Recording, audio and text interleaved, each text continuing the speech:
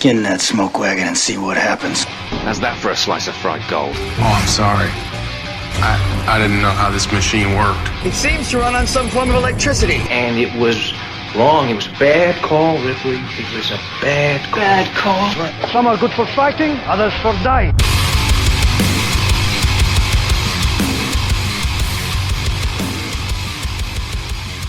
It's Just Two Movies.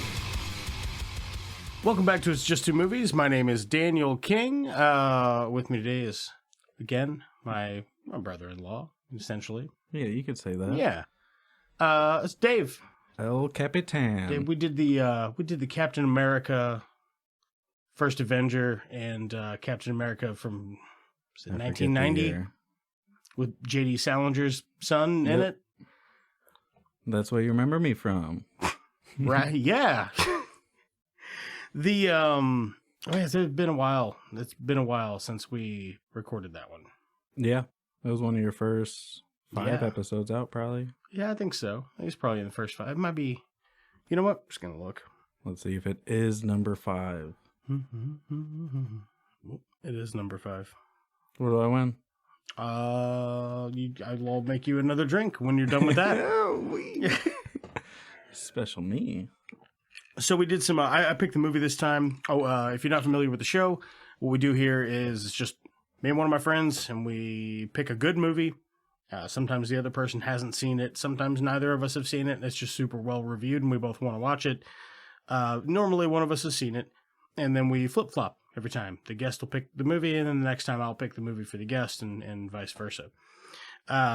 So I picked the movie this time. And we watched Molly's Game was the required viewing. It was a movie that I've never seen before. I never even heard of it before this. Yeah. It's man, I watched it briefly after it came out, and it made quite a lasting impact on me. I liked it a lot. I thought it was a lot of really good, impressive performances. This is a January of 2018 release. It's a crime drama, 7.4 out of 10 on IMDb, 81 on Rotten Tomatoes, 71 on Metacritic. Let's see here, screenplay and direction by Aaron Sorkin, who also did Trial of the Chicago 7. Have you seen that one? Social Media, oh yeah, Moneyball, No. And Charlie Wilson's War, just a couple of his other. Did you watch the newest one, the Trial of the Chicago 7? Yeah. I didn't watch it. After watching this and knowing that he did The Social Network and Moneyball, I like both of those movies. Have you ever seen Charlie Wilson's War? Uh-uh. It's also fantastic. It's Tom Hanks flick. Didn't it? Oh, he did A Few Goodmen. I just love when I see that meme every time, just with John Goodman 3 times on the cover. Oh, yeah. A good one. This was the first film that Sorkin wrote and directed, because he initially just wrote the other movies. Oh, okay. Gotcha. So this is his first, writing and directing film? Yeah, first directorial debut. Damn. Well, fucking nailed it. Knocked it out of the park. But you've got, this stars Jessica Chastain, Idris Elba, Michael Cera, Kevin Costner, Chris O'Dowd, and, there's a handful of other people's in there. But there's a handful of other people in there, but that's your bulk cast. Yeah, most everybody's cameos if they're in it. Like Michael Cera plays a decently big role, but he's not in the film for, 5 minutes. Right. 10 minutes maybe. Yeah. He's Michael Cera's in it quite a bit. I think he's third build. So it's really Michael Cera, Jessica Chastain, and Idris Elba are your 3 main characters. Yeah. So could you, in your own words, what would you say this movie is about? It's based on a true story of she was a Molly Olympic. Brown? Yeah, Molly Bloom. Molly Bloom, not Molly Brown. Maybe Molly Brown. You don't know. Maybe her name was changed for. It wasn't. Yeah, Molly Bloom was raised by her father to be an excellent athlete. Was supposed to be an Olympic prodigy. Broke her back. Ended up getting into the world of high stakes poker. And it's interesting. I was gonna say, I found it really interesting because I didn't really think. It blew my mind that she was able to do it legally, just by the way that she ran her business. Yeah, you can run a legal take anything out of the pot. Yeah, She's just running, yeah. That's where she crossed the line, was taking money out of the pot to cover her losses. Yeah, because for fucking high stakes, man, that's a chunk of change. So yeah, it starts out, as you said, as her as a girl being a child athlete. Well, probably not child. She's probably a teenager. I think when she went to the Olympic trials at the very beginning, the first scene, Yeah. I think she was 20. Okay, gotcha. She's going to do a run, and she's like, fucking knows all her shit or whatever. And she said when it's snowing outside, they put pine boughs out on the, slopes or whatever, so she can gauge distance better. And she expertly, with great precision, hits a pine bough that unstraps her fucking skis from her boots or whatever. She goes flying, takes a real nasty tumble, breaks her back, and she's, all fucked up and not doing that anymore. She moves to LA. She's like trying to enjoy life or whatever as a young adult. And she gets a job working her bar, and then this dude offers her an assistant job, and the guy's just an absolute douchebag. Oh, her boss, Dean Keith, who gave her the, you're going to be my assistant, but it's a 24-hour job that you're not just assisting his business, you're assisting him. You are his personal assistant. Right. Yeah. Which is weird because it doesn't really seem like the guy has money. Yeah. Like ever really. And the movie doesn't really, what did he do? Did it say? It doesn't say what he does. He's on the phone a lot, tapping away at his BlackBerry. That seems to be most of it, which is strange. But it doesn't ever say exactly what it is he does or say who he is. Yeah, and the only thing she really ever does assisting him wise is just like bookkeeping and... Oh, it did say she gets him bagels. And he was trying to sell houses or something because she read through all his documents. Gotcha, yeah, because she was his assistant. Right. That's fucking how that shit works. I feel like the part where she...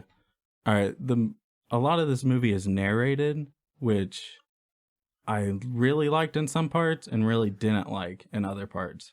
The very beginning of the movie when she's skiing down the hill, I feel like the narration over that was perfect and like what he was trying to go for throughout the whole movie. Right. But then the next scene where she got the assistant's job and they were narrating over that, it just felt like it was too much for me on that. Yeah. Yeah. Coming in a little too hot. But, I mean, for the most part, I would say there's only that scene and one other scene to where the narration just felt too much. But, I mean, there's a ton of narration and a lot of it was done flawlessly. It was... Tell you how good most of it was done is when I fail to remember that it was narrated, I'm like, that... Right. Then you did it right, because I was so immersed in what you were saying that I didn't even realize the narration wasn't taking away what you were seeing. Just adding to it. Yeah, just adding a little extra spice on it, baby. So the guy, the douchebag guy, I forget his name, who fucking cares? He asks Molly to like, hey, you're going to help me host a poker night. So he gives her all these numbers and she texts all these people. And then she finds out they're like tech billionaires and actors and, just shitloads of famous Hollywood people. elite. Yeah, to play some hold'em. Royalty at some point. Real high stakes hold'em. What's the first buy-in? Is it $25,000? $10,000. Oh, it's $10,000? $10,000 buy-in? So that's what it costs just to walk in the door and sit at the table is $10,000. That would be a ton of money to just be like, holy shit. Yeah, I forget what they said the blinds were, but I think it was like 100 and 500. Oh, yeah. I think that's weird. Yeah, that's fucking crazy, man. Yeah, so anyway, she's hosting the poker game and she immediately sees the potential in I like this. Her first night, she said she got tipped $3,000 just from the players, not actually skimming anything, all legal money and just tips. Yep, they even make a deal about it, and he's like, "Yep." And just then, even though the guy I work for was a total dick, he said one thing that changed my whole life, and like pants the guy. He's like, "Everybody, make sure you tip Molly if you want to get invited back." So they all tip her. Yeah, she makes like $3,000 in one night, just sitting around for a couple hours, keeping numbers on the spreadsheet. I was saying, and that's the scene that we first meet Michael Cera's character. Right? Player X. Oh, they refer to him as Player X. Yeah, because this is based on a true story and a book, as I'm to understand. Yeah, I don't know if we mentioned that. Yeah, based on a true story. book by Molly Bloom, Yeah. and the book was adapted to a screenplay by Sorkins. Right. But one thing that they did in the movie is that the book was wrote after the trial, but in the movie, the book was already a thing she published. Yeah, because they're like her lawyers like reading her book. Yeah. He's like, I like your book, except for Yeah, I like how they added that in there. Yeah, that was a cool extra mechanic to.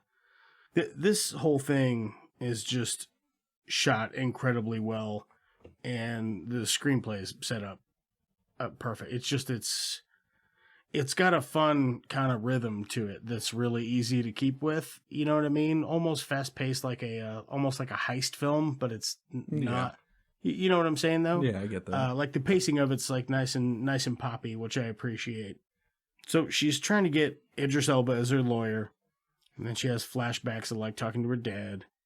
Yeah, it goes back. Yeah, I did like the scene where it flashed back to her as the kid, and she's, they said, or her mom said she was out there from 6, and it was like 8 o'clock at night. Yep. And Kevin Costner tells her, she's like, "Oh, I want to go home, blah, blah." And he's like, "All right, we can go home. You can get in the car. Just give me a synonym for tired." Yep.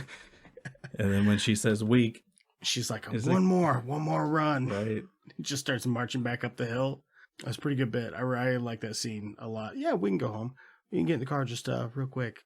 Give me a synonym for tired. I can only think of one, but I'm sure there's others. Fatigued. Yeah. Lethargic? Yeah.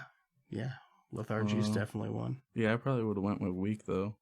Yeah. Or something similar to it, because the like, demeanor of Kevin Costner was... I want to go home, I'm weak. She won't say it because she's just a stubborn hard ass.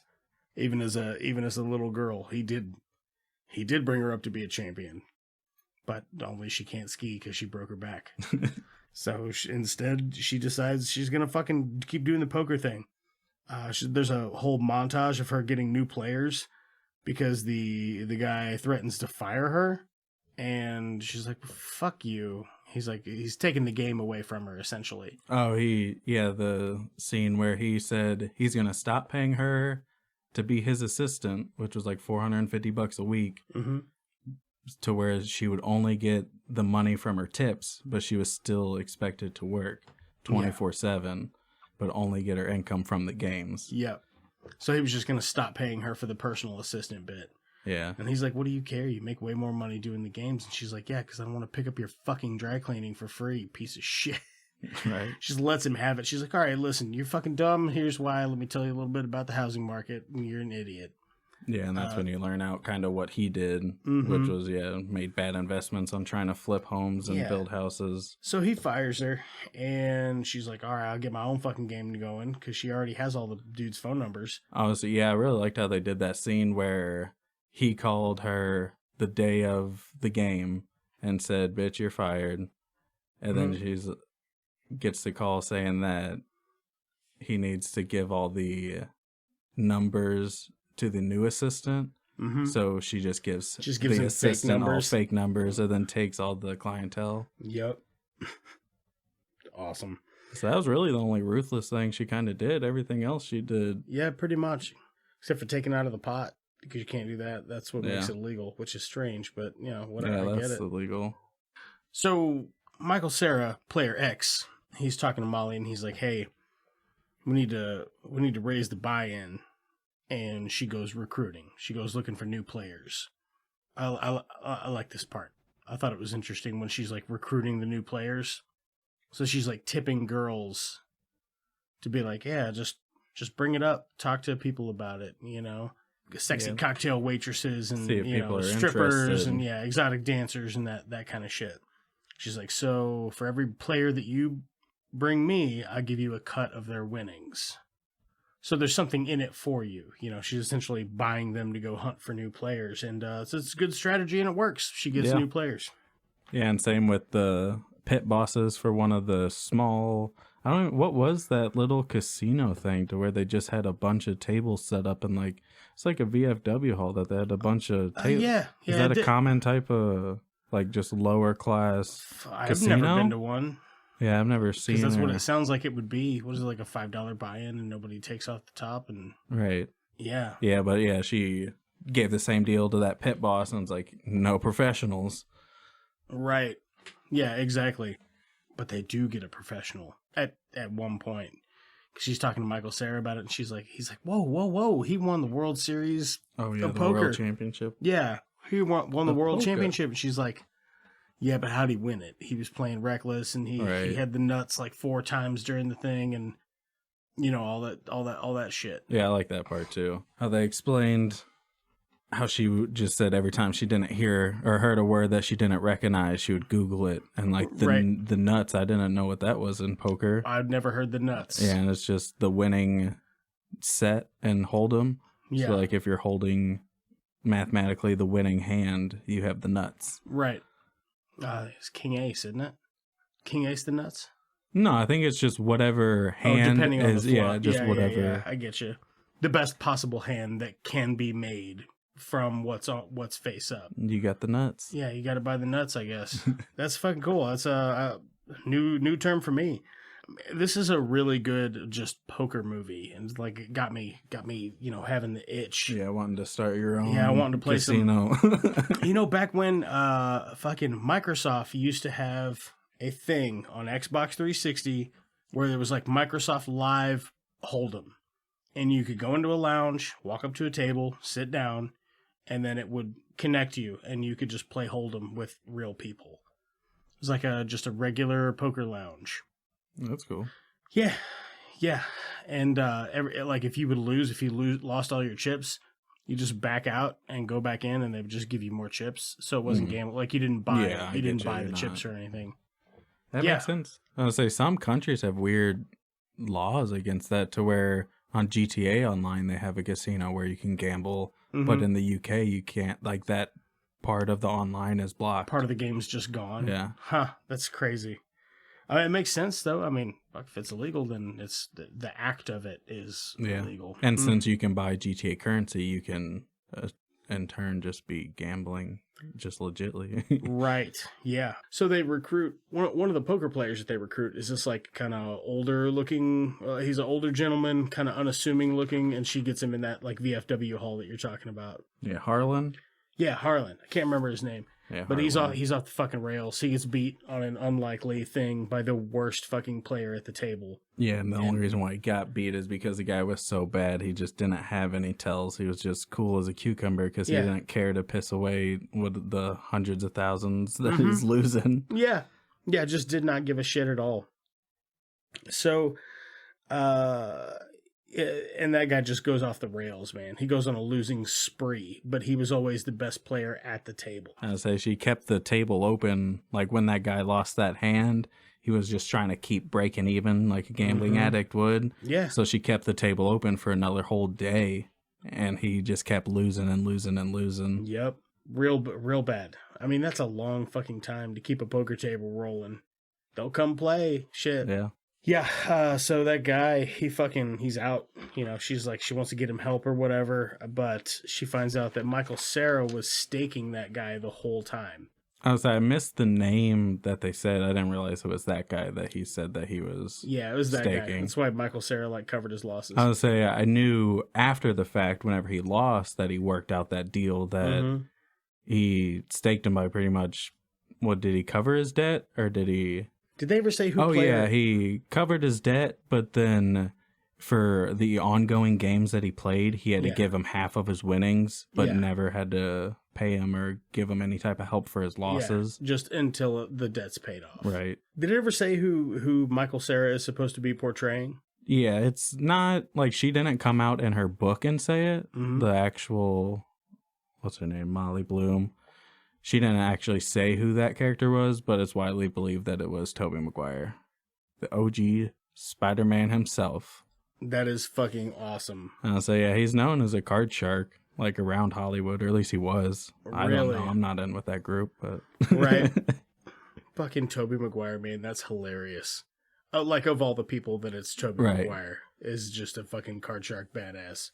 Huh. Yeah, and then in her book, Molly Bloom said she, in one night, seen somebody lose $100 million. Oh, to him? No, just in general. Okay. Like that was the most she's ever seen lost by a single person at one of her games. extremely high stakes poker. That's, yeah, $100 million. Jesus Christ. Is that 8 zeros? Yeah. Wow. It's a lot of zeros for there to be a number in front of. Oh, it's crazy, man. On a fucking poker game. God, I wonder what hand they had. Like Jack 2 offsuit. Just absolute garbage. Yeah, so dude's off the rails. He loses a shit ton of money. And I think it's important to point out that Molly didn't have to cover his losses this time because Michael Cera spotted him. Right. But she was getting to the point where this is why she starts taking money out of the pot. And it's not much. Yeah, she said the first time she did it is called raking, where you take a percentage of the pot. Yeah. And she took 2%. Yep. Which, And I then mean, she- for and then she kept $100 doing million, it. that's a lot, but... Yeah. Yeah, it sure is. But that's what makes it illegal. So her game was absolutely on the up and up right until that moment. Yeah, so she essentially ran her legal scheme by just running a party production or event planning business to where she was getting tips for her event planning, but her guests weren't actually paying for it. She was hosting it. Right. So as long it's as like she her wasn't, game. yeah, so as long as she wasn't getting paid for gambling or for the act, she was just getting paid to plan the party. Right. Which makes sense. Kind of makes me want to do it. Yeah. What are you doing tonight? You trying to... Fucking you want we can throw some down here in a little bit. I'll bust out the chips. I got a box of clay chips somewhere. So anyway, shit goes down, and her and Michael Cera have an argument, and then Michael Cera fucks her over. He like moves the game on her, and then she knew that she'd lost it and she'd never get it back. So instead of finding a different hustle, she moves to New York and just starts over doing a poker game, but now in New York.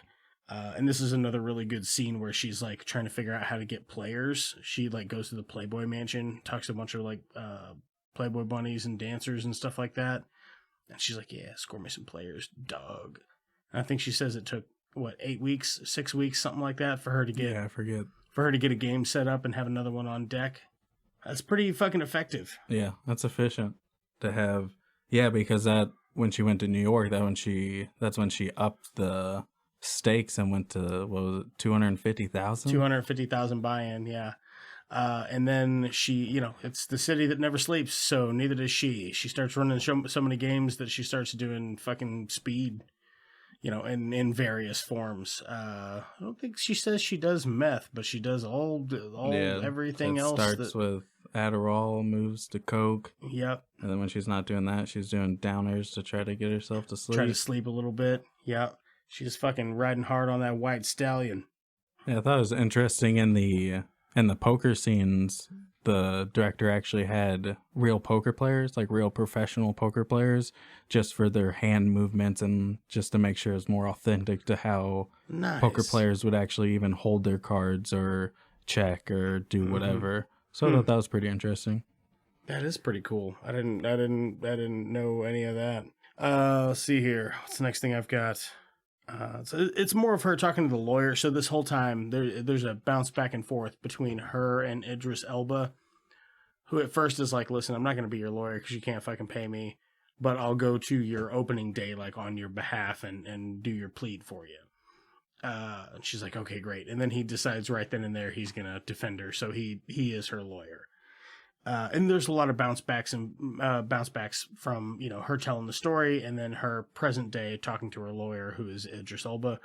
There's a whole lot of that. And normally, like right after that or before that, though, that's when they'll pepper in those flashbacks of her being a kid. Right. There's plenty of those. Kevin Costner is pretty good in this as a stern father figure, I suppose. Yeah, it's pretty good, though. So now she's extra addicted to drugs. And she's got some Russians that are trying to put a racket on her ass. Like, they're like, hey, listen, you do this for us, and we'll pay you. And she's like, nah, I'm good. I'm all right. Thanks, though. Appreciate the offer. And they're like, listen, it wasn't exactly an offer. Right. They were trying to be her muscle to collect her debts. Right. And so they did the numbers, and they thought that she had about $2.8 million left on the streets that people owed her in debts. Yeah, debt just and they walking were around. coming in, trying to say, we'll collect that debt 4 feet. Right. But yeah. it wasn't really a question. No, yeah, she Phrases the refuses, question. and fucking old Tommy Goodfella shows up at her house and beats her fucking ass brutally, like really brutally. If it's a trigger for you for seeing like a lady beat real bad, maybe skip it. It is pretty brutal. If it doesn't bother you, it's fucking extremely convincing. Yeah, it's a pretty short scene though. So yeah, it's it really is. It's intense though. Yeah. Real intense. Like even the big fat Italian guy, he's like, hey, well, fucking, hey, what are you thinking? Thought this was a fucking, hey. All right, so there's a scene where she's like, she's taking her time to recover. She's all beat up, fucking face is cut up, black eyes and all that bullshit. And she's like, oh man, it took me, what'd she say? She didn't leave her house for like 18 days. 18 days, yeah. Yeah, that's a bit of recovery, 18 days. Yeah, she's she like, opens up her door. She's got a stack of newspapers. Yeah, I could cover up the bruises and stuff, but with makeup, but it's like just the swelling and the everything else. It's like, God damn, he beat the shit out of her hard. Yeah, and even just her staying inside just shows how much she kept that from everybody. Yeah. And then later on, yeah, her father said that it was reading it in the book was the first time he knew that she actually got beat. Oh, that's crazy. Well, there's it cuts back to the lawyer, and you've got a really good scene with Idris Elba talking to the other lawyers that are in the room. Oh, yeah. And he's like pleading them to just drop the case. Right. He's trying to convince the prosecuting attorney that she doesn't need to be convicted. She genuinely was just running a poker game. Everybody else in this case is like the scum of the earth. I would say, I thought and she just ran a poker game. Yeah. For all the, like pretty much half of the movie is probably her and Idris. Yeah. They only actually shot 10 days together. No shit. Yeah, because it's really good. Because of scheduling conflicts. But yeah, they just knocked that out in 10 days and then just had her doing the rest of like her poker games in LA and in New York and stuff. Yeah, see, she goes anger skating, and then her dad shows up out of the middle of nowhere and scares the shit out of her. You remember that bit? Yeah. And he's like, where she's bend your knees, and she's like, bah! Yeah, she's trying to just skate super fast through like whenever you go to like an ice skating rink, everybody's slow pacing, just skating in a circle, like it's frowned upon to go the opposite way or to go super fast because everybody's just and she's doing both. it And people are like, legally, "Ma'am, get off the ice!" And she's like, "Gotta catch me," which I thought was really fun. She's like, "Yeah, catch me, motherfucker!" It was good. It was good stuff. I liked it. Just shows that her competitive edge. So yeah, and this led up to the only scene that I really felt needed. Like I felt like this scene with Kevin Costner and her really enveloped the whole thing they were trying to get with Kevin Costner's character in general. Her like atonement with the father thing. Yeah, if they didn't do this scene, I feel like all of the Kevin Costner stuff was irrelevant, that they didn't need to show her. Yep. But they did do it. Yeah, and I really like this scene. Yeah, it was pretty good. Just them sitting on a park bench. He's a psychiatrist, right? Right. Yeah, so he's like, listen, I'm gonna do for you what everybody else has been asking me to do for 40 years. I'm gonna give you 6 years, or what's he say? He's like 4 years therapy in 4 minutes or something like that. Right, something like that. And he just sits down and gets real with her for a minute, and that's good. It's good. It's a good, powerful scene. It's very nice, nicely done. So yeah, she's atoned with the father at this point, and Idris Elba, he's like telling Molly about the deal and all her money. She can just have all of her money back for the hard drives for her old computers. I was gonna say, yeah, initially, like I thought that's all they said, but he slipped in there a complete immunity too. Like he said initially, he's like, oh, they're offering you all your money back plus interest for those hard drives. And then whenever he starts the next sentence, he starts like with complete immunity, blah, blah, blah.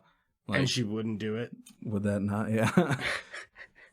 That's a woman of conviction right there. Yeah, but they want those hard drives, and she's not fucking giving them up. And it's worth pointing out at multiple times, the cast for every character that's in this, it is perfectly cast. When I first saw this, and I was like, "Oh, Jessica Chastain's in it," and I was like, "All right, well, maybe it's okay. I don't know." Like I've never seen her in anything. She's had some stuff that I saw that was like, I don't know, some of it was subpar. Like it It was okay. It was fine. Her name is familiar, but I don't think I've ever seen her in anything. I don't ever get excited about watching a movie that's just fine. You know what I mean? Like, I wanted it to be good, and it was. It's a fucking incredible performance out of her. And Idris Elba and Kevin Costner and fucking everybody who's in it. Even the guy that plays Brad. I feel like Idris Elba stole the show a little bit on some of it. Yeah. But I feel like Chastain just had, like, whenever she was running the table and stuff, I understand why she was promiscuous and trying to be, you know, like, flaunty. But she was just showing way too much cleave throughout the whole thing. And I can't even get one pic with Idris Elba without a shirt on. Right, yeah, not one. Not one. He shirted up the whole time. Long sleeves, too. Yeah. So there's... So there are several, like during her thing with Idris Elba. Idris Elba has a daughter also, and they talk about it at multiple points during the movie. I think they bring it up like 3 or 4 times that the girl is reading the book, The Crucible. I had thought I had heard of that, so I looked up to see what it was. It's a 1953 play by Arthur Miller about the Salem witch trials. Right. Yeah, I remember it was with like John Proctor was one of the characters I remember. But yeah, we had to read a small screenplay, and then they made a movie or something about it. I remember watching the movie in high school. And then there's so they get to the big day in court, like to figure out what's going to happen, and the judge calls up just the prosecution. So Idris Elba's like hanging back, and then it goes back to the judge, and he's like, "I'm gonna dismiss this case by recommendation of the prosecution." He just dismisses the case. The whole thing, what like all the tension was about, he just dismisses it because I guess Idris Elba made such a compelling argument to those guys in that previous scene that they just decided to just drop it. Wait, what? And not prosecute her. No, that's not what happened. What? No, she got prosecuted with a felony. She pleaded guilty. She pleaded guilty, but then the prosecuting attorneys are supposed to give a recommendation of what the government would suggest. Oh, I think they were suggesting 5 to 8 years in prison. Yeah, and then he said he's not going to take their. Yeah, he's like 200 hours of public service. Yeah, we're not going to take the prosecution's recommendation of sentencing, so we're going to sentence you. Yeah, she ended up getting convicted of a felony for like illegally running a gambling business. Is just all the thing was. Yeah, so she generic. Yeah, but she was a $200,000 fine and 200 hours community service. Okay, I must have totally heard it wrong because I definitely thought he dismissed it. Anyway, she wound up getting community service for the whole thing. Not that big a deal. And then... and $200,000 fine. Yeah, there's another flashback. There's another flashback to post-Wipeout, like when her dad comes over and he's like, "My God, are you okay?" You know, it like shows that he cared about her and he's always cared about her, even though the rest of her flashbacks, he was like more stern and stoic. Yeah. I mean, that's pretty well it. What was like your favorite part of this? Definitely that it was a true story. Because I don't know, just true story movies hit differently. Because I'm used to watching so many sci-fi movies that anything and everything can happen from off the wall. Yeah. So it was nice to know that it was grounded. Yeah, some real shit happens off the wall. Like, that's fucking crazy, man. Watch a guy lose $100 million in a night. It's fucking insane. I'd say initially, the first scene set it up so well with the storytelling or like the narration of it that I typically don't like stories that use a narrator, but this one used it for like half the movie. There's probably a narrator talking over it, and it was great. Yeah, it really was. And they dropped it off so naturally, like almost didn't miss it, didn't notice it was gone, I guess. No, I like this a lot. I think maybe one of my favorite parts about it is the poker element. I mean, if you don't play poker and you're not into it, I think this is still a good movie. Regardless of the poker element, I think this is still an excellent film because you don't have to understand all that shit. It doesn't assume that you know, so that's totally okay. The couple scenes that it uses it well, it explains what's going on. Yeah, the movie's not about poker, it's about this lady that runs this game. But I do like the poker elements in the movie a lot. I thought about me and Alicia talked about getting this table wrapped in felt. That's what's up. They have those poker tables that like fold in half. That's just a tabletop. I wanted to make one for my senior project in woodshop, but our woodshop teacher wouldn't let us. Lame. It was like me and 3 other guys. We were like, we'll pay for the slate. He's like, how much is the slate? How much could it be? He's like, shit, $800. And we all looked at each other. We're like, yeah, we can do $800. And he's like, no. Why not? That's crazy. Yeah. I thought it was interesting because, like, after the movie, I did some research to see, because it was a line in the movie that she outed for famous people in her book, to where it ended up coming out that she didn't out them because it was already public record because of another person's indictment. Right. So in her book, I looked it up to see who was the names that she, like, said. Mm-hmm. St. Louis's own Nelly made the list. Next to A-Rod. And the Ticks. Next to A-Rod, Leonardo DiCaprio, and Ben Affleck. No shit. Yeah. Those are the guys. I was going to say, she used A-Rod in New York to where he was the big baller who helped her start her nice New York franchise of what she was doing. That's fucking dope, man. But the majority of the film was like filmed in Canada, and Canada has weird shit with American, like, really they don't like a lot of people visiting, so like you have to, like, almost, I don't think it's a visa, but you have to, like, request to visit Canada. Mm-hmm. And Molly Can't Bloom, get one. yeah, the actual person of Molly Bloom couldn't get a visa to go see the movie because she's a felon. So Canada actually had to sign her a waiver to come to Canada for 2 days to see the opening of the movie. Yeah, that's fucking awesome, man. Yeah, they can make a bunch of money filming the movie, but can't let her fucking go watch it. That's insane. No, it's a fun movie. It's got so many cool mechanics going on. Like there's enough moving parts. Okay, so one of the things for me with moving parts is you can have a bunch of characters doing a bunch of different things, but it has to, the overarching story has to be about one, I think. I mean, you have to pick one character and go with it, and this is a good example of how to do it properly. Because you have other characters that have arcs. You have the guy that originally hired Molly. He has his story that's in there, but it's not, I don't know, it's not important for our purposes. Right. Even Idris Elba, you get quite a bit of his, like, you know, backstory and accomplishments and stuff like that. You get a lot of stuff for him too. Yeah, I feel like if it wasn't a true story, they would have made Idris Elba the love interest. They would have made some type of rom-com-y part to it. Yeah, probably. And that could have worked too, I think. But it wouldn't have been this good. Yeah. If you had to give it a thumbs rating, I'm changing the way we're doing our thumbs rating thing. I think I'm gonna make it a percentage by the time it's like posted or whatever.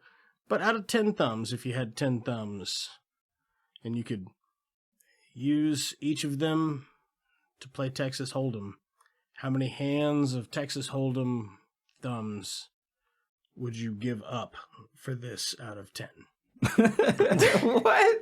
All right, I'm just gonna do the basic out of 10 system with thumbs. Yeah, and I'll give it a solid 8. 8 whole thumbs. 8 whole thumbs. Yeah, I was gonna go 9.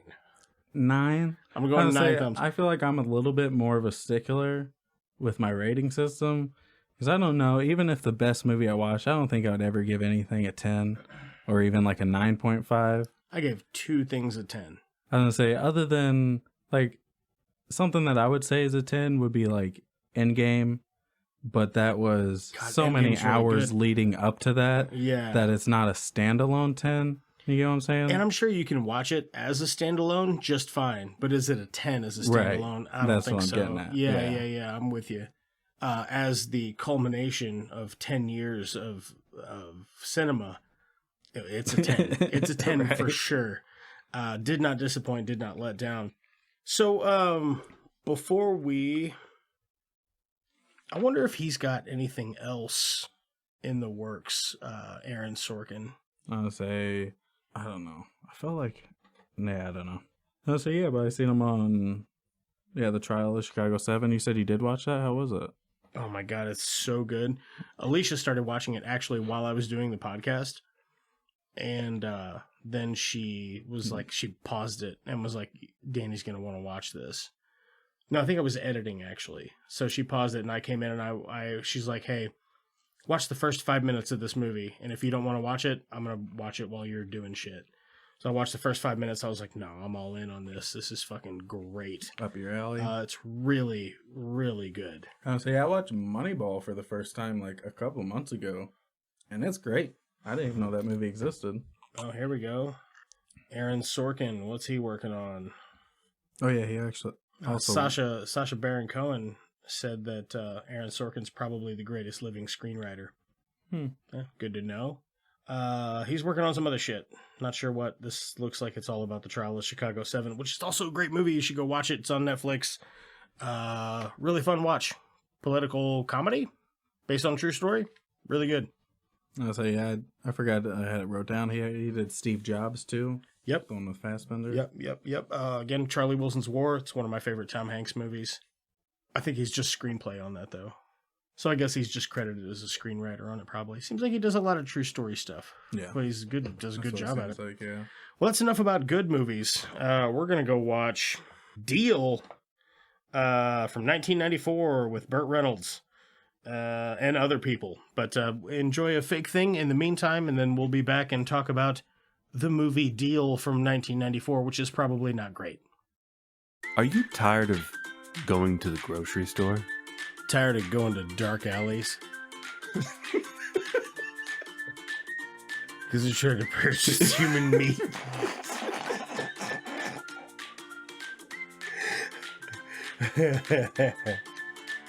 Where would you go to get human meat? Tired of all those late night trips to the morgue? Now there's a more obtainable way to consume human meat. Introducing Hello Flesh. It's not raccoon meat. It's long pig. Soylent Green and twice as mean. If you're willing to be a little adventurous in your eating habits, look no further. VPN required. That's good. Everything came in the box prepared already.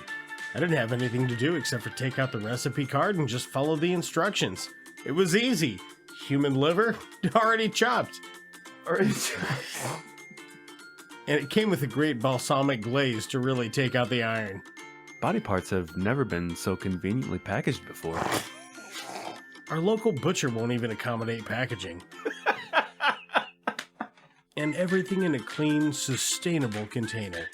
And after dinner, just go ahead and give your dog that bone.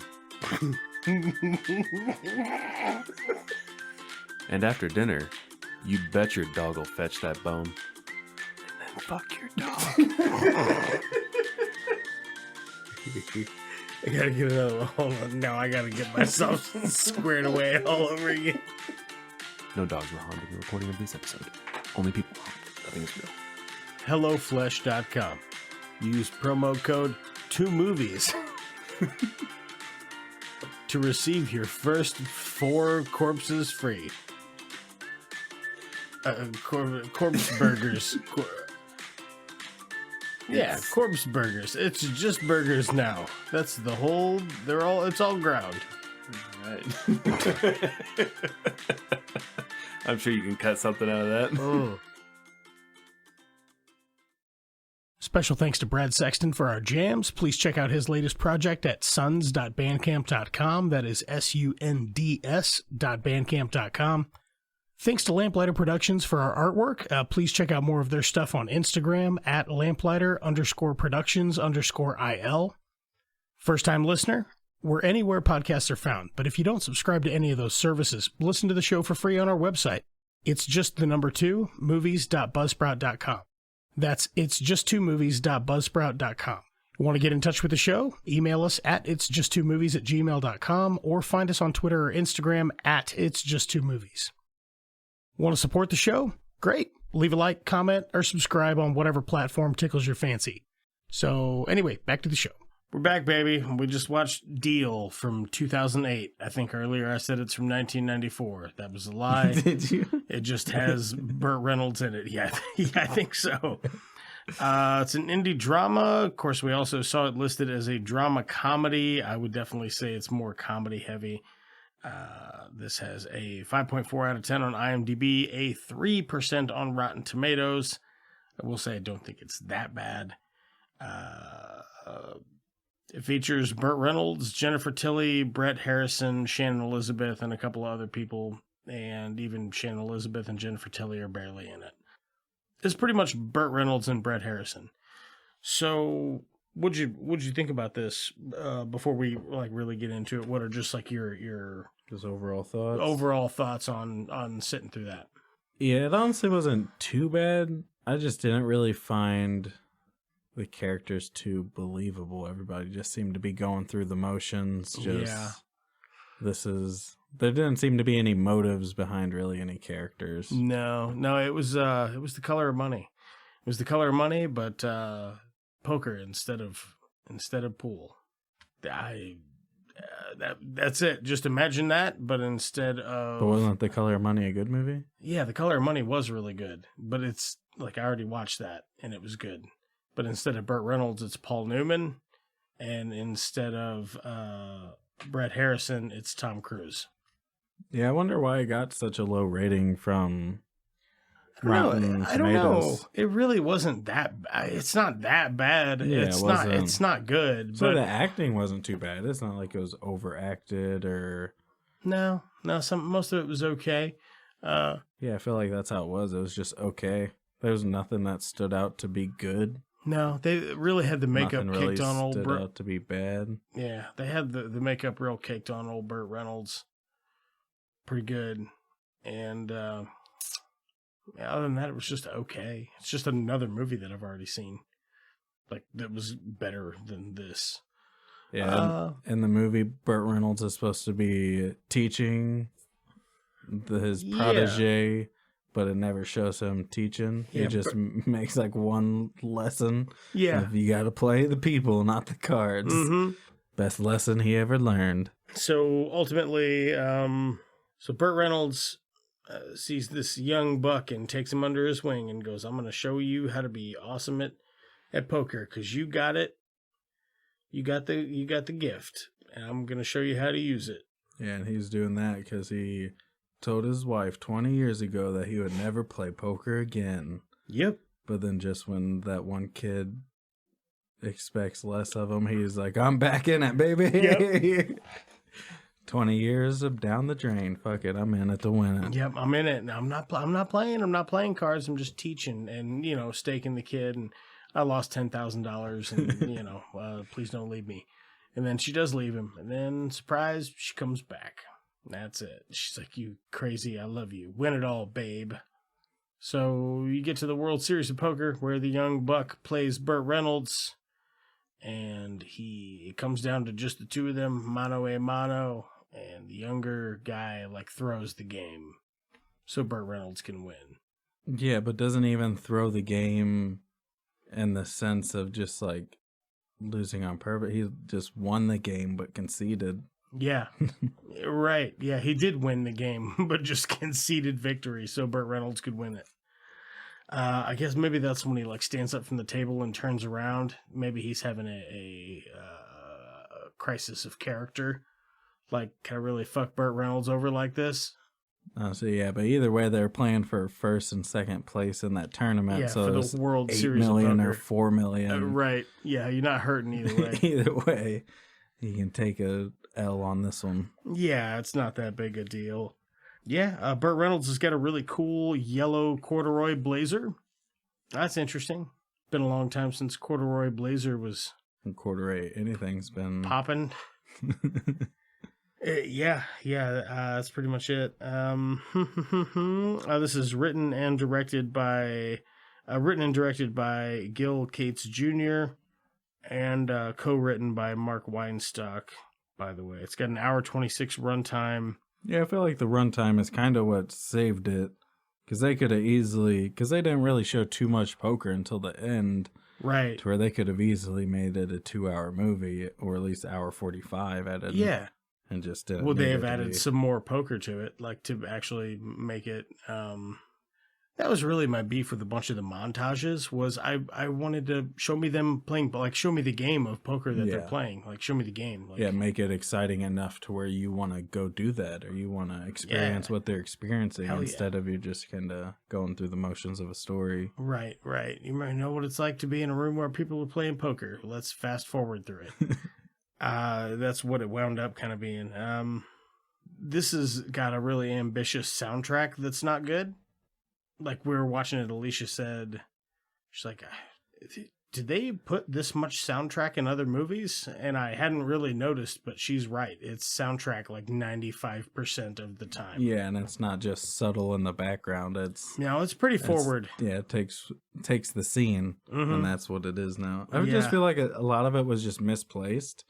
Like, there'd be like an intimate, just like discussion, but they'll be playing like a Nickelback knockoff. like yeah, getting your sex tunes going. Oh like. yeah, sex jams when he's calling his parents. That was pretty weird. It's got some weird fucking moments in it.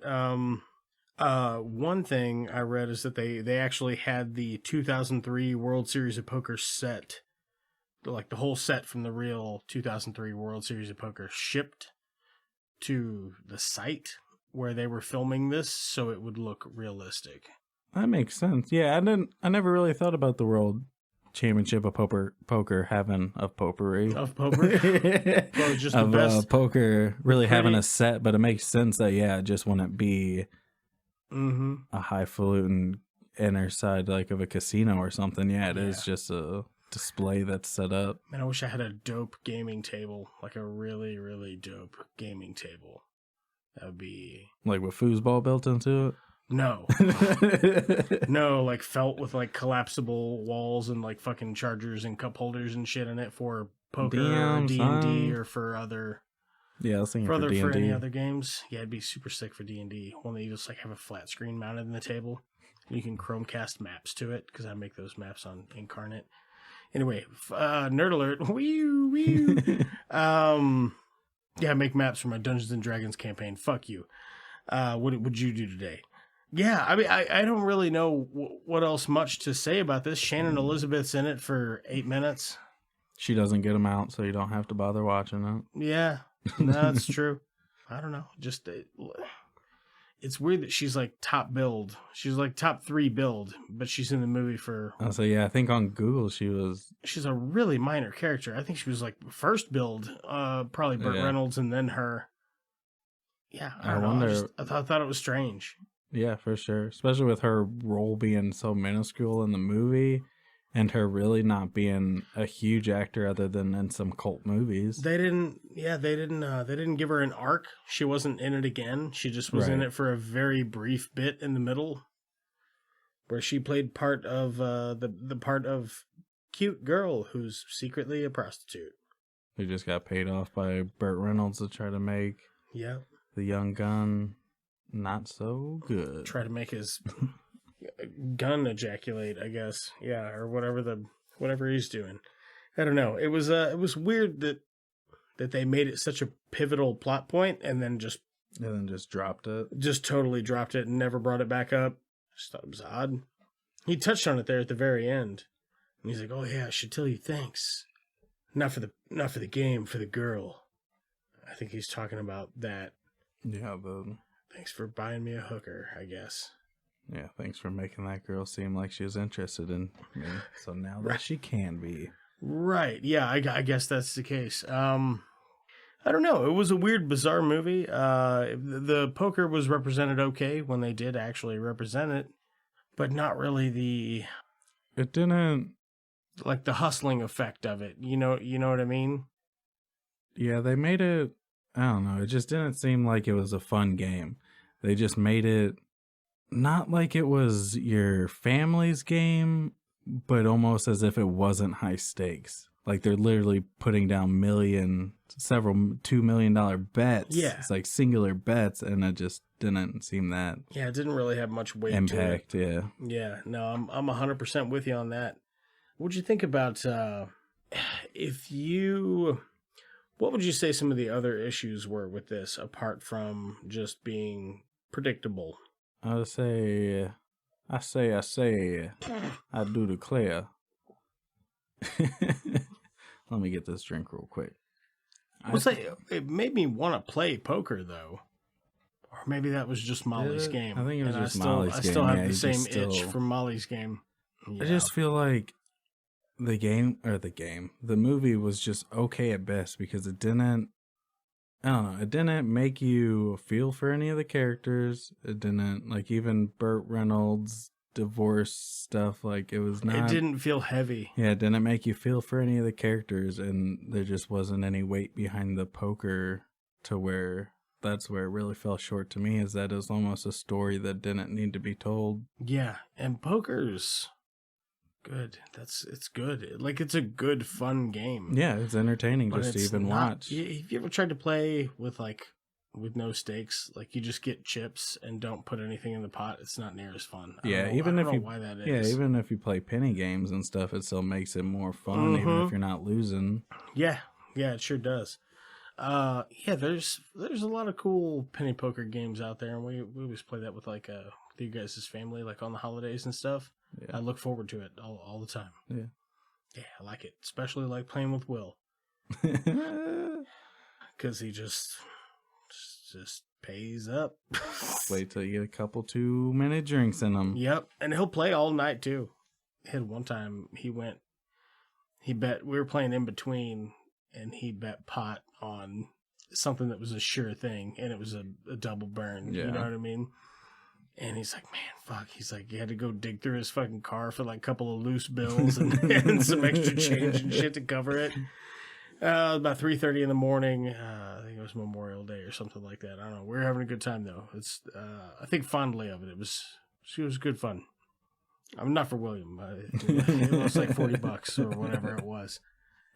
Yeah, what would you do differently with this? If this was going to be your movie and you're going to make it, do you want to make it in 2008 or do you want to make it present day? I would still do it in 08. Yeah? I was going to present day it, but what would you do differently about it? We'll make it more profitable. By the way, this did not this lost money. Yeah, what was that? Budget for this was $5 million. In the U.S. box office, it made $61,000, and worldwide box office, it made $85,000. It's just unfathomable how much money they lost. Like, how can you spend that much money even promoting something and not get? I don't know, because it seemed like I would have went and gone and saw this and like been like, it was fine. Yeah, it's just crazy. And really, like, Burt Reynolds at the time, huge actor, you know, like him alone probably sold the $64,000 worth of tickets. Probably. The star power only takes you so far, though. Yeah, but I mean, for box office, like I could see for... Yeah, I never even knew that this was in the theater or that this was a movie that ever even got made. Yeah. Probably because the cover of it looks like a Fast and the Furious thing. I was say, if I was going to make this movie different and try to make it better, I would probably try to find a niche for the genre and go that, like, make it either, because it's supposed to be a drama, comedy, poker movie, but it just doesn't really set into any of those categories really. No. So I would make it into a poker probably comedy? More of a poker movie that's more heavily made on the stakes of the $8 million pot that they're trying to win at the end, and how life-changing that is, because they just kind of gloss over, like, not... they really do gloss over $8 million. Like it's and the just second place was $4 million. Oh, he's rich now. Life-changing, Yeah, no, it would absolutely change his life. Yeah, for casting, now, keep in mind, I was going to make it present day, but I had, like, an Adam Sandler Precious Gemstones kind of vibe for Burt Reynolds' character, just because he was too caked with makeup for me to not notice it every time he was on screen. Alicia said something about it, and then I couldn't unsee it. You know what I mean? Like, every time I saw him, I was like, my God.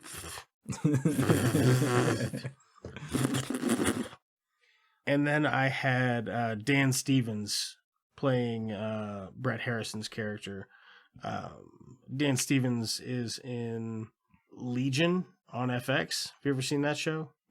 What's a X-Men? I say I've heard of it, but Yeah, it's like an X-Men I don't know the storyline actor spinoff from it, of Charles Xavier's son, and he has like he has mental illness as well as being insanely powerful. It's a pretty good series though, Oh, and so I was thinking- Dan Stevens is by far the best part of it. Like his performance in it is worth watching, at least the pilot alone. Even if you're not into that X-Men Yeah. shit, you're like, this is fucking crazy. He's really, really good in it. I'll say for recasting the lead, I was thinking Thomas Middleditch. Try to get more. I of was thinking Thomas Middleditch too, and then I thought of like, who's that other guy that kind of reminds me of him? And then I was like, it's the guy from Legion. What's his name? Yeah, but kind of make him more of like an outcast, maybe even sprinkle in some autism. Like, Oh yeah, I'm down for that. And then like your other cameos, like your like Jennifer Tilly. Jennifer Tilly's in it for no reason. Get like, I don't know, to like Tina Fey or, you know what I mean? Just a funny female comedian. No, I feel like that would be a good substitute. Yeah, anything like that. Just make them comedic stand-ins. Like the they get to like the finals round or whatever, the last table, and they got the black dude that's got the real long goatee. Make that like Tim Meadows or you know what I mean? Yeah. Just pepper in some stuff like that. That'd be I really feel funny. like that movie, since the way that it was set up with them playing at so many different poker tables and stuff, it was just rife for little comedy gold that they just didn't get right. Oh yeah, no, yeah, that's a comedy fucking gold mine. Just have a bunch of like actual wisecracks. Like if there were a Comedy Central annual poker tournament with just a bunch of comedians playing poker, that'd be funny. I'd donate to that charity. Yeah. That's a good idea. Call me Comedy Central. If you do need to get a hold of me, Comedy Central at it's just 2 movies on Twitter and the gram, and it's just 2 movies at gmail.com. For the emails, to send us a message, to write me a check for giving you the idea of the Comedy Central annual charity poker tournament. It's fucking brilliant. And then you can host it just for tips. Yeah. I'd have got Sam Rockwell for the cowboy guy. The cowboy poker player dude. Who's Sam Rockwell? Sam Rockwell from Hollywood. Sam Rockwell. It's this guy. Oh, okay, yeah. No, yeah, that would have been great. Yeah. Yeah, he's a delight. He's a good smart ass. You know what I mean? Anything like that would play well in this. As far as the story, I would definitely lean a little harder on it being poker. Like, keep the rules of poker legit. And if there's one thing you can embellish and play with because it is a comedy, make it the fact that you have to read people. So you have, like, I don't know, say your protagonist, Thomas Middleditch, is sitting at a poker table, and he's, like, staring down Ryan Reynolds across the table. And Thomas Middleditch is, like, making crazy eyes and trying to discern Ryan Reynolds. And Ryan, just, like, clip to Ryan Reynolds or whoever, it doesn't fucking matter. And like, their inner thoughts, like, play a monologue of their inner thoughts, be like, I have to get tuna from the grocery store, and, you know, whatever the thing is while he's looking for their tell. You could make a lot of comedy there. Plus, a lot of you could have like one of the players fart when somebody's trying to read them, because that's what the movie's about. Thomas Middleditch. Thomas Middleditch somehow is like a natural savant when it comes to reading people. There you go. There's your comedy movie. Easy enough, and he's got to get the money because the bank's gonna take his grandma's house away. Happy Gilmore. And that's all it takes. Yeah, I just anything, just any old thing to make it. Yeah, I feel like anything like that to give him motivation rather than just because he liked it. Yeah. So if you were gonna redo this in 2008, did you have any recasts picked out? No, not offhand. Fuck. Yeah, that's the whole point of doing it. All right. Who would have been good in 08 though? In 08, that's when the first Iron Man came out. Yeah. So I got to base it around that. The Hobbit? I think The Hobbit was coming out shortly after that. I don't know. Who do you think would replace him? I say you're doing present day 2021. Burt Reynolds? Yeah. Burt Reynolds? Current day, I had like Adam Sandler from the not Precious Gemstones. That's fucking HBO comedy. No? I knew what you were saying, yeah. Precious Stones? What's the name of that fucking Adam Sandler movie where he's like, this is how I win. I'm a hustler. Ooh. Oh, Hubie Halloween? Yes. Hubie Halloween. I think it was Righteous Gemstones. I had fun with Hubie Halloween. Like beating it up, but it was doing it deliberately so I could beat it up. I kind of enjoyed that. I think it was Righteous Gemstones. I think Righteous Gemstones is a show on HBO that Bird has told me to watch like 100 times. Yeah, that show's pretty funny if that's the same one. The one with, it's got Adam Devine and... Uncut Gems. Yeah. That's what it's called. Yeah, but I'd want him as the Burt Reynolds character. Just real fucking sleazy. Just a real fucking sleazeball. Is that cool? Is that cool with you? Yeah, Have you seen that movie? Uncut Gems? Mm-mm. It's okay. He's doing a real thick kind of Bostonian accent, which I find to be a little grating. When it's real thick, it's grating, and I don't. It's like a drama movie, right? It's not really comedy. No, it's not a comedy at all. Yeah. There are comedic elements to it. Yeah, but it's pretty good. But his accent, the character that he's playing, I find grating, which I think you're supposed to. But that being said, I kind of don't want to watch it. I did watch it, and I did like it, but I wouldn't rewatch it unless somebody made me for this show. Yeah. That would be the only way I would rewatch it. It was fine. It's worth a watch. It is an interesting story. I just disliked his character very much and didn't want to watch it because I didn't like him. It was like his voice. Who's Fonzie? What's his name? Oh shit, Henry Winkler? Yeah, I think that's who I'd cast to take over Burt. Get some more of that comedic aspect in there. Yeah, you would get more comedy out of that. That's pretty good. Or you could do an Alec Baldwin. I say, yeah, I've always been a fan of his. Alec Baldwin? Yeah. Yeah, I like most of his stuff. I even like some of his dramatic roles, but he did a movie called The Shadow, and I think we're going to do it on here for a bad movie. Like the next time I do any comic book property, I think we're going to do The Shadow. You ever seen it? Mm-mm. It's pretty awful. There's like a CGI like talking knife with arms and legs. It's just pretty great. Yeah, it's an old it's an old comic though. I think it might be a DC property. I could be wrong. Watch that be the first email I ever get on this show is somebody correcting me about The Shadow. Yeah, it was interesting though. It was an interesting film. I didn't super hate it. If you were going to like rate it as it just regularly is. Just if I didn't know anything going into it? Like if it's late night and you're not tired yet and you decide to put a movie on and you just randomly put this on and you, for whatever reason, you watch the whole thing, not knowing what it is or not knowing anything about it, just pressing play. What did you think about it? Think about it for a second. I'm going to grab a beer. This reminds me of Diablo. Yeah, he does. With the horns. I am Legion. It's fucking a sweet thing to say if you're a demon. No. They're re-releasing Diablo 2, though, huh? Yep. I wonder when we're going to get that on console.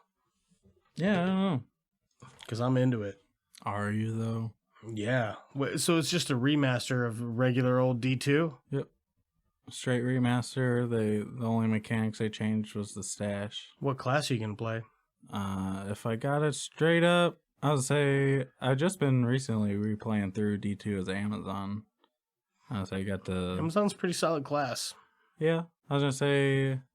Yeah, it's super fun. I usually play something different every single time. Yeah. I would say, now that I've played Amazon on this run-through, if I got resurrected, I'd probably play Paladin. I tried several different builds on Diablo 3, but the first one I ever did on Diablo 3, I decided to do a DPS Demon Hunter, and I never built a better character than that.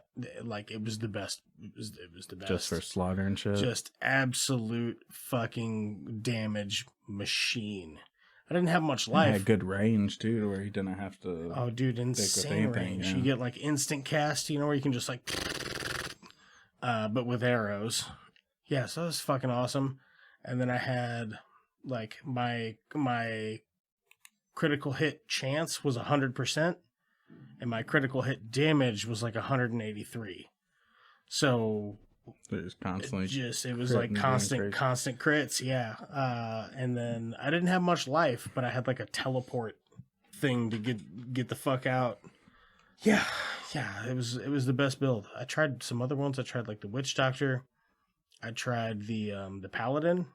Is it a Paladin? Crusader. Crusader. Yeah. Tried the Crusader. He was okay. I don't know. Like tanking things is fine.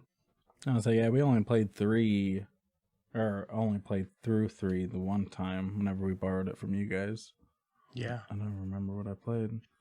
I was like, we was going to buy it, but Renee wouldn't play it again. She's not a replayer. Well, it's all fucking replay on Diablo 3. That's the whole game. Or once you open the rifts, you can do the rifts. Those are pretty cool. Yeah. And then I look forward to the remaster of the second one. I will definitely play it. I don't know how much replay value it had, but Diablo 2 was a way better game than Diablo 3, like story-wise. I like I mean, for sure. I wonder if they're still going to have the cow level. Oh, and 2? Yeah. How did you do it? I don't remember. I don't remember either. It's been so long. I did it like 4 times, and that was it. Of course, I was also on dial-up internet. Yeah, it was where... Because you went to Old Tristram, and there was cows there, right? It was like a portal right outside of Tristram. Yeah, but didn't it take you to Old Tristram? It took you to like a cow level. Or was it just... There was just cows everywhere. You had to kill them, and they were worth a bazillion points. They had no drops, but you'd level up like crazy. Because they were insanely hard to kill for some reason. Because they're cows. I guess. Cows, who knew cows were so much harder to kill than Satan? Fucking devil himself. Yeah, that's video game talk from getting a beer break. I don't really have any other recasts for this. There wasn't really too many roles. No, there wasn't really anything going on. Is her name Shannon Elizabeth? I think so. Yeah, I'd get her as Burt Reynolds' wife, I guess. No. Shannon. Dude, what? And that's the name of the actress. I'm talking about the girl that would like smell her armpits and shit from SNL. Amy Poehler? No. Smell her armpits? I don't remember anybody smell her own armpits from SNL. Oh, Mary Catherine Gallagher. Not Shannon at all. That girl. Oh, okay. I get her as Burt Reynolds' wife, I guess. She's in Talladega Nights. She plays the guy that owns Dennett Racing, his wife, who's a drunk, and she's funny in that. And she's probably age appropriate now, for if you were doing a present day remake of this. Yeah. Yeah, she'd probably be all right. So, what would you, back to what we were talking about before I went to go get a beer, what would you rate this as just a regular old movie? I wouldn't recommend it to anybody to watch. No. But, all that being said, it wasn't really too bad to where it's not like I regret watching it. It's not something that you're like, I wish I had that time back. Yeah. And since it wasn't too long, it's hard for really anybody to feel that way, probably. Yeah. But I would probably give it a solid 4. A 4? Yeah, I think that's fair. I think I'm going to give it a 4.5. No. I think I'm going to give it a 3.5. I want to go close to 4, though, because I feel like that's legit, but I feel like it's an underuse of Burt Reynolds and overuse of speeding through the poker thing. It makes it kind of not feel like a poker movie, and that they should really lean into that. Yeah. Other than that, it's just a regular movie about an old guy who trains a younger guy, and then the younger guy, he's good, which is a thing that you've seen 1,000 times. Yeah. So what would you give it like as a bad movie? Like the fact that we sat down and watched it deliberately because this is a rating for the entertainment value as something that's not good.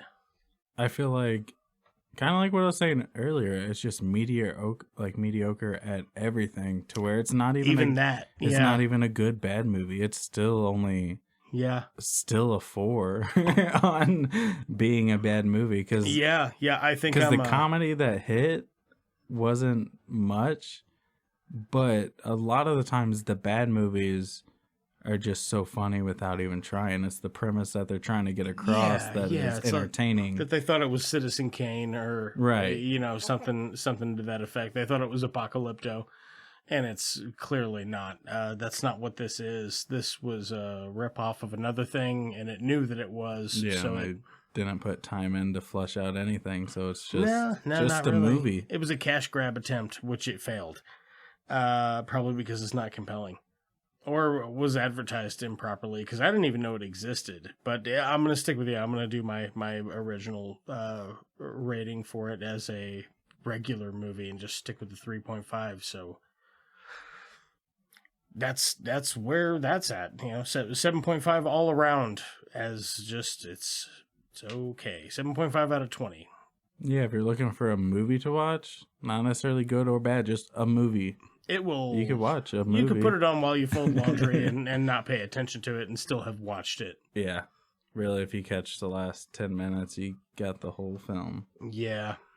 Yeah. If you don't give a shit about poker, this movie is still is as rated as we rated it, because it doesn't do any poker stuff. Whereas Molly's Game, it didn't assume that you knew anything about poker, but you didn't have to know it to watch it and enjoy it. But if you did know about it, there's a couple little wink and a nod in there for you to enjoy and take in and be like, oh, okay, gotcha. Oh, yeah, fuck. It felt way more involved than this ever did to be what it's supposed to be. For sure. So we actually sprinted right through Molly's Game. And there really wasn't much to say about this. So you down for some trivia? I'm down. All right, man. Let's fucking do it. First question is, do you want to spin or pick? We're trying a new trivia app thing called Popcorn Trivia. I'll spin. You gonna spin?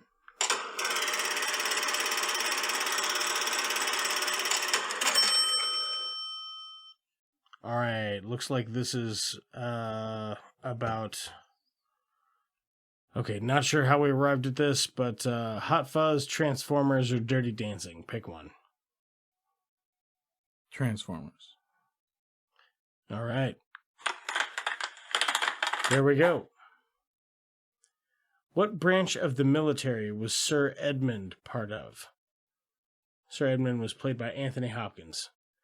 The British Army, the Royal Marines, the Royal Navy, or the Royal Air Force? Royal Navy.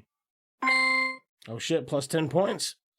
Anthony Hopkins has been very involved with robot projects over the last few years. He stars as the inventor of a world filled with robots in HBO's Westworld. True. Yep. All right, who is Contessa?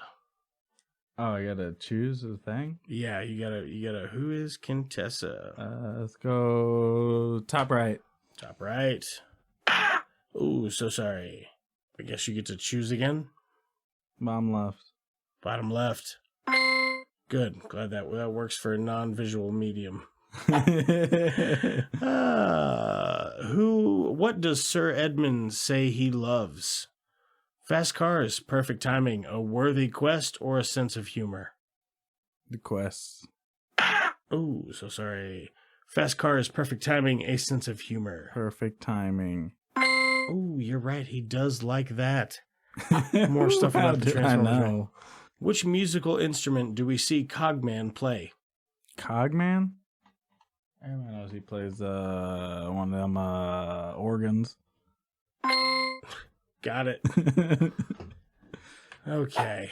Let's see here. Which of the following hordes were Arthur and his men fighting? Druids, Germanics, Vikings, Saxons. I don't know, Doug. I don't remember any part of that. This is in Transformers? It's in one of them. The one with Anthony Hopkins. The Vikings. Didn't you say something like that? I don't know what you said. Oh, so sorry. Not Vikings. What were they again? Druid, Germanic, Saxon. Germanic. I don't know what that is. Ooh, Druid or Saxons? Saxons. There you go. 2 points. What was the name of the military unit that Bumblebee worked with in World War II? Devil's Brigade, Tiger Team, Alpha Tango, or Hornet Squad? Alpha Tango. The ATs. No, afraid not. Oh, Devil's Brigade, Tiger Team, or Hornet Squad? All right, Hornet Squad it is. Ooh. It's Tiger Team. That sounds ridiculous. Oh, it was Devil's Brigade. Who said, "Don't kill the messenger or the messenger will kill you"? It's a picture thing where you have to choose a picture. Let's go Bumblebee. Oh, so sorry. Marky Mark and the Funky Bunch. What? Top right. Top right, Mr. Cogman. Oh, very nice. Isabella tells Cade that Autobots do not have which of these things inside them? A sleep ring, a slip ring, a valance, a slant 6, or a cowl screen? Pass. A cow scream. A cow scream? What'd you say? A cowl? Cowl screen. Oh, okay. Like a face scream. Slip ring, a valance, or a slant 6. Oh, a slant 6. I didn't know. Oh, you I didn't shit, know you that was got the it. answer. Yeah, just didn't hear that the first time. Who decides to release hostile enemies in order to rescue their allies? It's another thing where you have to look and pick a picture. Is it not the bottom right? Bottom left. Oh, very nice. It was the guy in the bottom left, you guys. Just in case you've seen. What does Merlin say he'll give up if the Transformers help him? Drinking and money, lying and debauchery, land and titles, or battle and glory? Probably the debauchery. Oh, He's going to give up land? drinking and money, battle and glory. I guess drinking and money. Oh, very nice. Oh, very nice. Go 2. Let's see what we got. You earned 50 popcorn. 50 popcorns.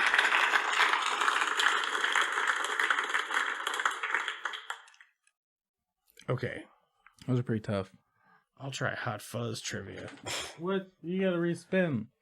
Okay, spin it if you want. Nah, no, man. Nah, It's just already- go. Act 1. Let's see it. Poppin' popcorn. And which of these 4 scenes is Village Green played?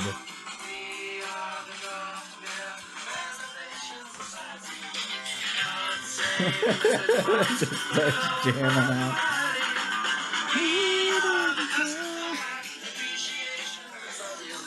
That'd be the top option. 10 points. It's weird it just played that full volume. You got it. What village is Sergeant Angel transferred to? Do I have options? Newton Haven, Sanford, Cornetto, or Winchester? Sanford. Ooh, correct. Correct answer is Sanford. Hot Fuzz is Who one of my favorite is movies. These PC questions are loaded. Doris Thatcher. That'd be top left.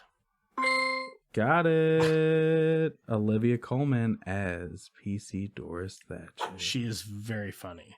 What is the name of the newspaper in the village of Sanford? That would be the Sanford Citizen. Ooh, let's see. Got it.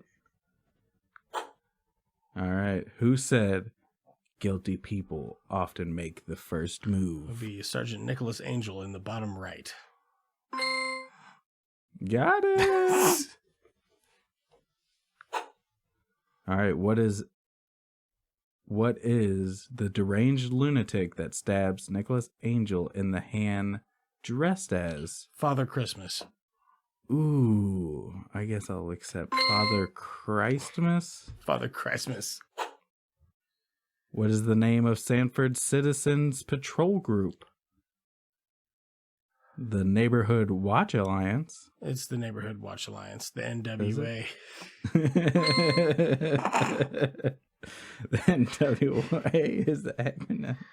Yeah, it's a joke. The whole movie it's got jokes per second. All right, who does Tom Weaver watch closely from his command center and wants Inspector Butterman to come down hard on? Okay, read me the options. The Underage Drinkers? No. Simon Skinner? The Living Statue? Or the Swan?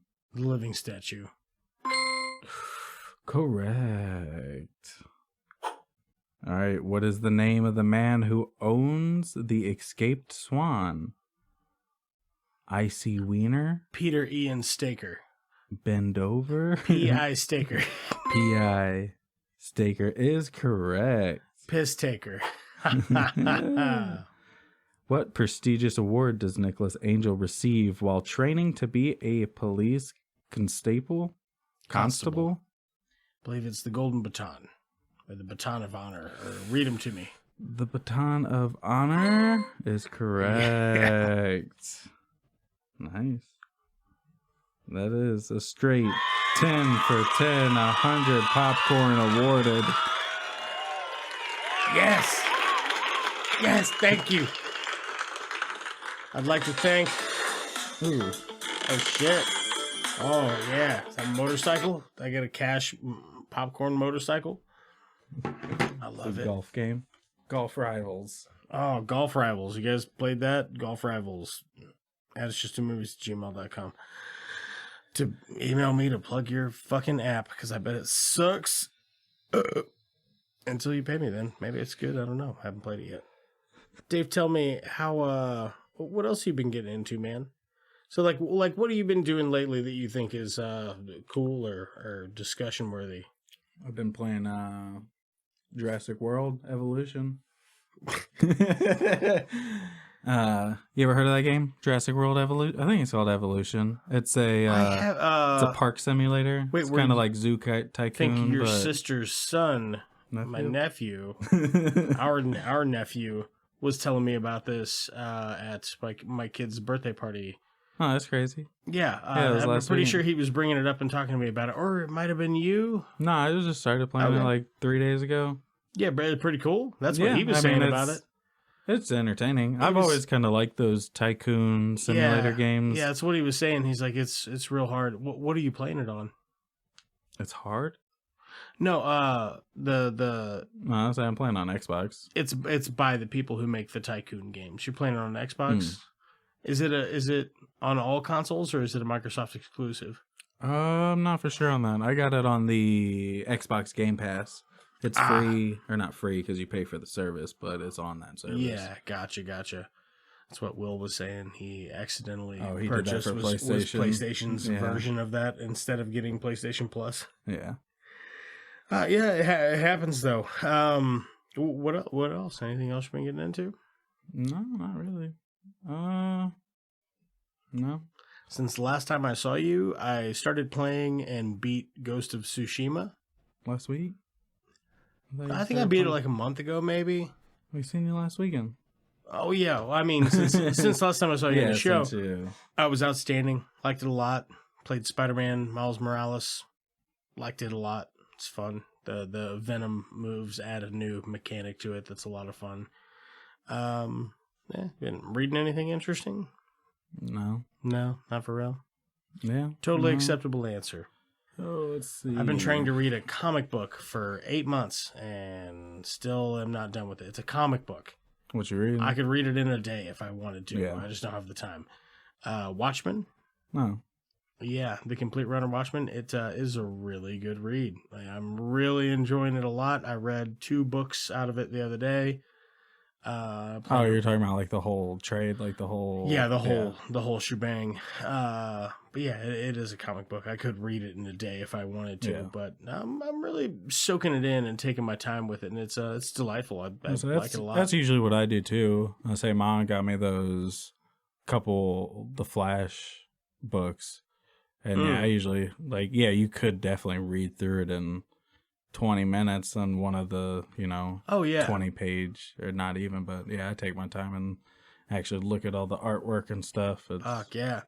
After I'm done with it, I'm excited to like rewatch the movie. And then Alicia got me this thing that's like part of the Watchmen universe called Tales from the Dark Freighter. It's a Blu-ray. I'm excited to watch it, but I'm going to wait until after I read the entire comic because there's a like an off character. It's not a main character of the story, but there's a character who's reading a comic book the whole time this story is going on. It like occasionally we'll go back to this guy and what he's reading in his comic book, and he's reading this comic called Tales of the Black Freighter, and it's like a pirate comic, I guess, and it's just interesting and brutal and dark, and I think I have a movie of it, but I want to finish. You watched the Watchmen series? I watched about 3 episodes because I already owned the comic at that time, and I was like, nope, I'm going to wait. I'm going to read the comic, watch the movie, watch Tales of the Black Freighter, and then I'm going to watch the series. So that's my game plan in that order. I don't know if that's optimal or not, but I'm just doing my best, But I got so much new shit on my reading list. I'll make my way through it someday. It'll happen. Not anytime soon, though, because I have too many time-consuming hobbies. What's you got anything else you've been messing with? I know you got that 3D printer. You made anything sweet? Last thing I made was for your daughter. The headset stand was last thing I made. Headset stand, that thing's dope. I haven't made anything this week. I'd take one. I mean, if you just wanted, if you wanted to make another one, I'd say the printer's dormant for most of the day. That mother right there, boom, done, son. I got some hooks, but they're like back here behind the monitor, so they don't work so great. Yeah. I keep other shit hung on them, but... Yeah, I don't think that took long. Maybe... I want to say... It wasn't overnighter. I want to say it was like 12 hours. Yeah. But as far as prints go, it's a fucking cool... Short. It's a cool headset stand, too, man. I like it. Yeah, that's about all I've been up to. Have you been mushroom hunting this year? Mm-mm. Not yet? No. You got some place to be tomorrow? We go in the morning I got a hot spot. If it's not super cold tomorrow, we go look for 45 minutes. If we don't find nothing, fine. You're further north anyway. Where do you go? Like halfway between here and DeSoto, out to Blackwell. You just go to a random place out there? There's a place. I know. I'm not gonna spoil my honey hole. It's not like this is live streamed. That's true. It's not. We go like where we used to have that campground. Yeah, I just didn't know if it was out there. That road, there's a chunk of it that the dude that owns all of it back there told us one time is just public access. So that's where we go. It's just on that same road. Yeah, I didn't really know on that little dead end road. Public access. I got a tree that I blazed that you can see from the road. Like get out and walk in here. And when it's only the little black ones are the ones that are sprouting, it's fucking hot spot out there. But we found a bunch of big ones out there too. Like fucking hogs. Yeah, it's hefty. Big old fat mushrooms. One time we found 3 big ones and brought them home and fucking cooked them and couldn't finish them between me and Alicia and Madeline. It was like a fucking Salisbury steak. By the time you breaded it and fried it, it was fucking humongous. And I actually just like the act of hunting for them. I like going out and getting in the woods and just going real slow and looking at everything and finding them. It's a rush when you find something, especially if it's like three or four big Some ones. Some good ones, yeah. Hell or a nice little patch. Hell yeah. It's a rush. I feel like finding a deer shed because I never come across that kind of shit. Me and our mutual friend went fishing and just went walking down the creek, and he found 2 deer sheds while we were walking. I was like, fuck. I never find that. Like, I never come across that shit. I spend a lot of time in the woods. I never come across a deer shed. It's crazy. For it to be a common thing, because, I mean, they all do it. Yeah. Well, half of them do it. Yeah. Yeah, man. I mean, I think that's all I got for this fucking thing. Is there anything else you wanna add, or? No. Don't follow me on anything. Just follow the show. You don't want anybody to follow you? You're not really on anything, are you? No, not for anybody to be following. Or on the gram. I got some private shit, but it's not linked to me. Oh, yeah. Right. Gotcha. Yeah, man. Fucking... Do you want to go play actual poker? I'm down. Whatever. Yeah, we'll do that. You guys aren't going to start sucking each other's dicks, are you? Let's call that phone call for a one-eyed Batman. Can I make a suggestion that doesn't involve violence? Or is this the wrong crowd? Maybe we should call in a bomb threat to Houston. I think it's free beer night at the Astrodome. The Jedi, Bob. We don't fight with guns, we fight with our mind. Cousin businesses are booming. That is one big pile of shit. Jog on.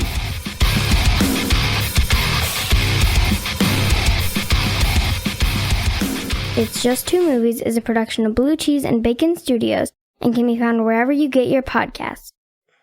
And olive jars don't, like, retain that weird smell like pickle jars do. Isn't that fucking weird? Because, like, pickle jars, you can smell it in there for, like, forever. You can wash a pickle jar, like, 6 times and stick your nose in it. It still kind of just vaguely smells like pickles. Yeah. It's fucking bizarre.